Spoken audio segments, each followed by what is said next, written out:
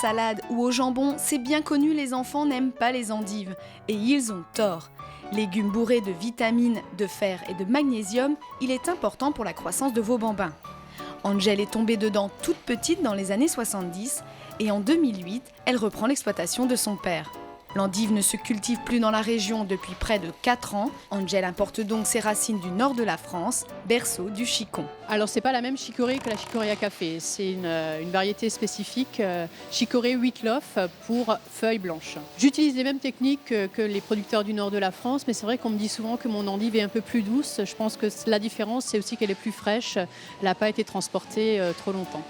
Il existe plusieurs variétés d'endives, blanches, rouges ou frisées. Mais le principe de culture reste le même.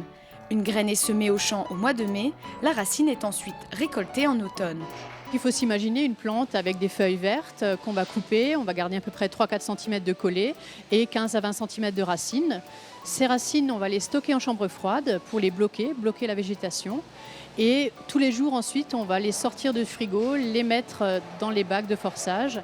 Le forçage, c'est 3 éléments essentiels à la pousse de l'endive. Une température entre 15 et 20 degrés, l'humidité et l'obscurité.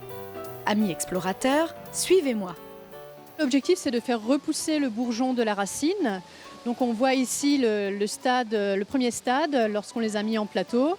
Et une semaine après, on voit déjà les radicelles qui s'installent, le bourgeon qui repousse. Pour 3 semaines après, récolter une belle endive. Et vous voyez toutes les radicelles en dessous qui se sont reformées. Pour qu'elles gardent cette couleur, il ne faut pas qu'elles fassent la photosynthèse. Et malheureusement, lorsqu'on les met à la lumière, c'est là qu'elles vont commencer à verdir. Donc c'est souvent le cas dans les magasins. Et elles vont prendre un petit peu un goût amer. 3 semaines se sont écoulées, les endives découvrent enfin la lumière. Avant la mise en sachet, les racines et les feuilles abîmées sont enlevées, puis données en compost à un agriculteur du village. Endival expédie en moyenne 500 tonnes de chicon par an dans toute la région. La période de pointe s'étend de septembre à avril avec une production quotidienne de 3 tonnes, de quoi régaler les papilles. Et pour les amateurs, Angel a d'ailleurs quelques conseils. Théoriquement, on n'aurait pas besoin de laver une endive. C'est vrai que c'est bien d'un petit peu la rincer, mais il n'y a pas besoin de faire un lavage à grandes eaux. Et il y a certains consommateurs aussi qui enlèvent le trognon de l'endive.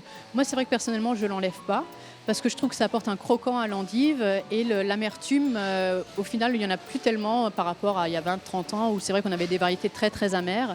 Alors moi, je les aime autant cuites que crues. C'est vrai que crues, ce qui est intéressant, c'est d'assaisonner un petit peu à l'avance sa salade pour que la vinaigrette s'imprègne bien de l'endive. Et cuit, pour ceux qui n'aiment pas l'amertume, c'est bien de mettre une petite pointe de sucre dans l'eau de cuisson ou même, si on les fait braiser, de mettre une petite pointe de sucre, ça diminue fortement l'amertume.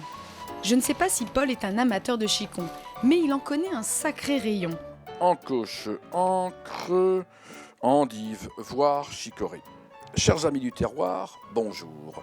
La légende raconte que c'est un paysan belge, vers 1830, pendant ces événements troubles de l'indépendance, qui, en voulant planquer sa chicorée dans sa cave obscure, vit un jour pousser des petites feuilles blanches qu'il goûta, qu'il trouva fort délicieuses.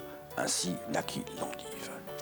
Ah, ces Belges, ils nous ont tenus 1 an sans gouvernement, ils nous ont inventé la chicorée, un ersatz de café, ils nous inventent cette endive. C'est pas une belle histoire belge tout ça, mais authentique et savoureuse.